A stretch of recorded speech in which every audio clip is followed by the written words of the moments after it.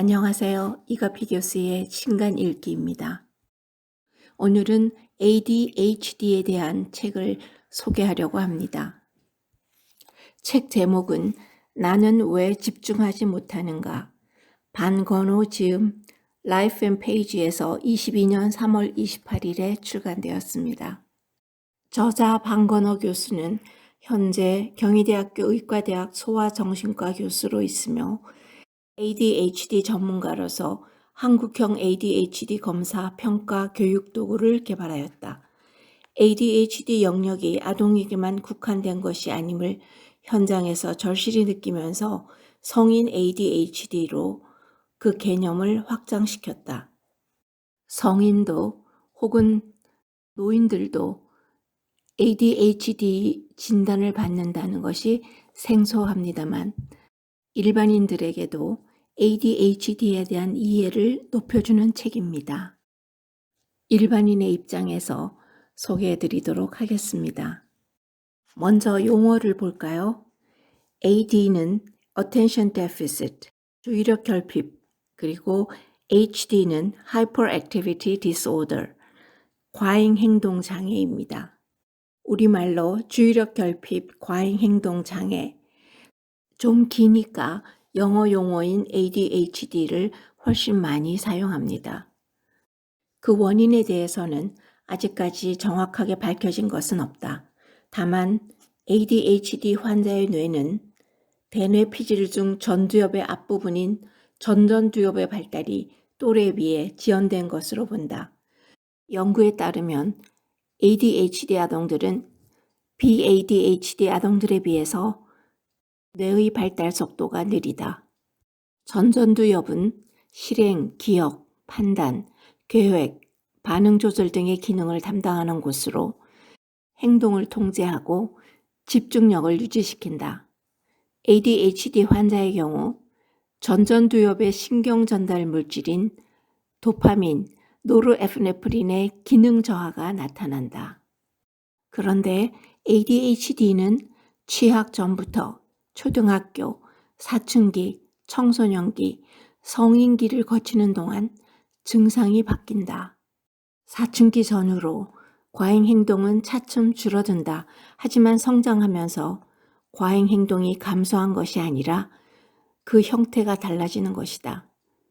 이제는 머릿속으로 안절부절 못하고 불안정해진다. 수업 시간에 선생님보다 말을 더 많이 하거나 급식 시간마다 새치기를 한다든가 하는 충동 성향은 성인이 되면서 어떻게 변화하는가 하면 사람들이 말하는 때 불쑥 끼어들고 자기 할 말이 끝나면 휙 가버린다든가 차가 막히면 입이 거칠어지고 급히 가려다 소소한 접촉 사고를 자주 낸다거나 술과 게임에 빠져들고 홈쇼핑에서 지름신이 끊임없이 찾아오고 나중에 후회하는 일이 반복하는 양상으로 변한다. 또한 성인 ADHD 증상에서 두드러지는 주의력 결핍은 어렸을 때는 멍 때리는 모습으로 나타나는데 얼핏 보면 조용하고 차분한 아이로 여겨지기 때문에 인식하지 못하고 지나칠 수 있다. 수업 중 집중 못하고 창밖 내다보기, 시험지 뒷장 빼먹기 같은 주의력 결핍은 어른이 되면 직장에서 업무 관련 지시사항 까먹기, 회의 시간에 발표 자료 안 들고 가기, 지저분한 사무실 책상, 발 디딜 틈만 남은 지저분한 방 등으로 이어진다.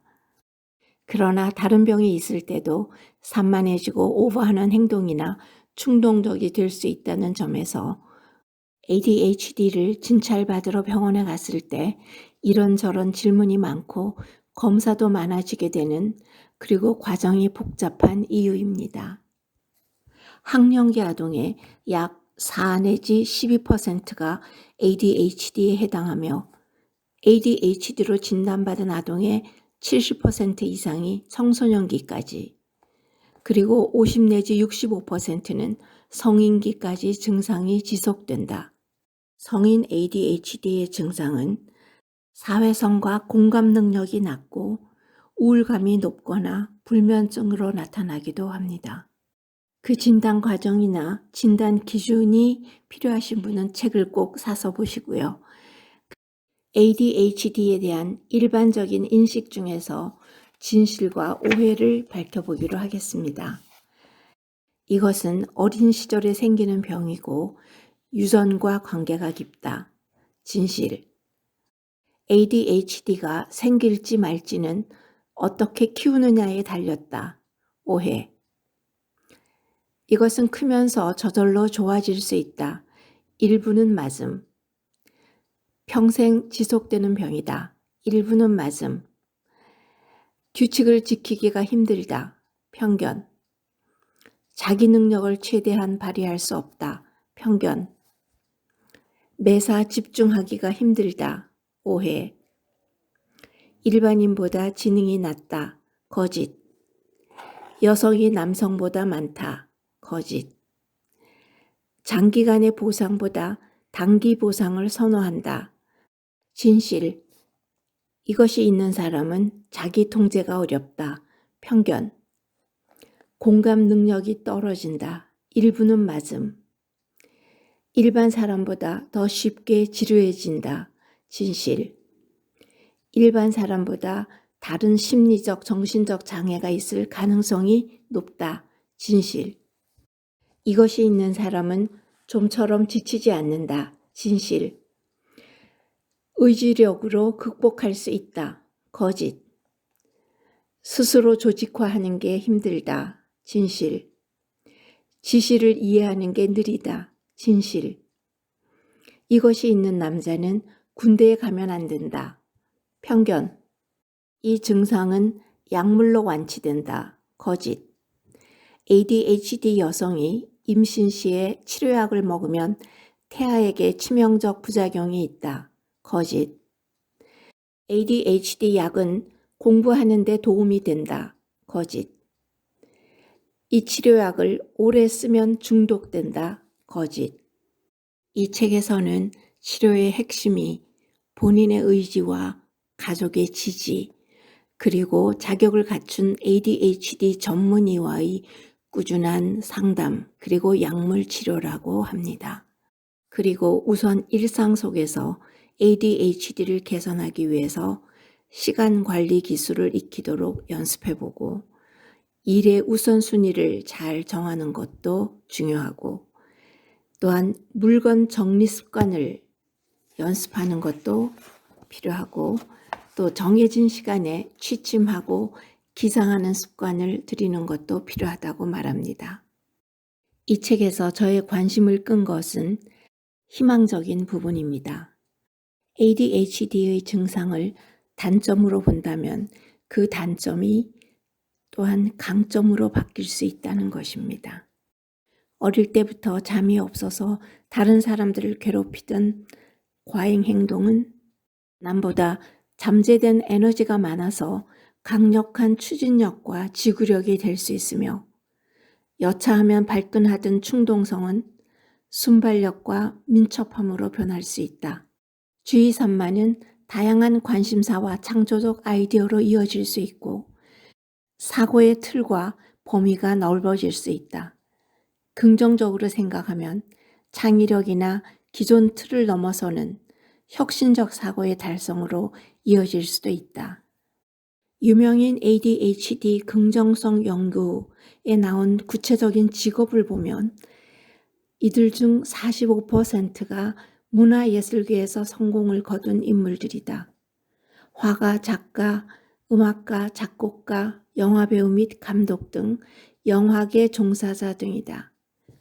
대통령, 장관, 총리인 정치인이 25%였고 프로운동선수나 발레리나 등 체육인이 11%였으며 엄청난 업적을 이뤄낸 과학자 등 이공계 인물이 11%였다. 기타 8%는 의사, 교수, 스타 셰프 등이었다.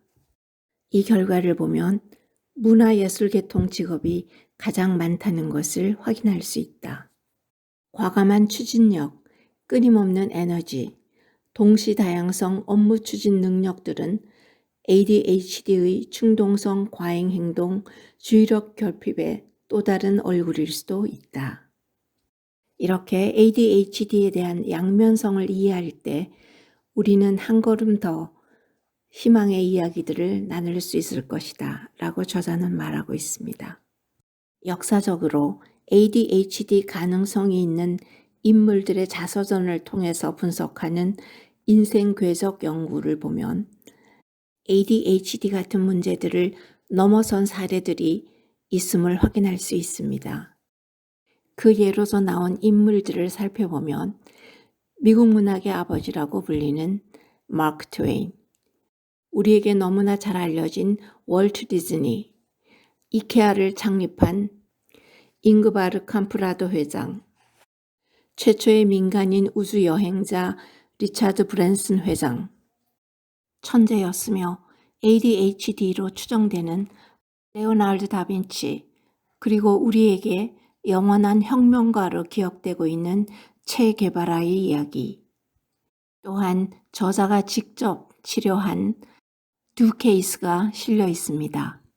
어릴 때부터 ADHD임을 알고 오랫동안 치료를 받고 있지만 자기가 이루고 싶은 길을 가고 있는 M군의 이야기. 환갑이 넘은 나이에 ADHD라는 병이 있음을 알게 되었지만 치료를 통해서 그간 경험하지 못했던 기쁨과 보람을 느끼고 있다는 어느 여성 환자의 사례가 있습니다. 이 책을 읽은 후에 이 병에 대한 전반적인 이해를 넓히기도 했습니다만 ADHD를 극복할 수 있는 조건은 바로 우리가 인생을 잘 살 수 있는 조건과 같다는 것입니다. 216페이지에 나와 있는 한 패러그래프를 읽어드리겠습니다. 인생 궤적 연구 대상 인물들의 삶에서 실패 또는 성공 요인에 대한 분석은 삶에 영향을 미치는 많은 상황 변인들을 분석해야 하기에 쉽지 않다. 현 단계에서 알 수 있는 내적 요인으로 내적 동기와 자기 조절 능력은 필수 요소다. 외적 요인은 어린 시절에는 좋은 친구, 훌륭한 선생님, 일관성 있고 자녀를 믿어준 부모 또는 대리인 등이고 성인이 된 후에는 배우자, 자녀, 직장 관계자 등일 수 있다. 오늘은 여기까지 하겠습니다. 감사합니다.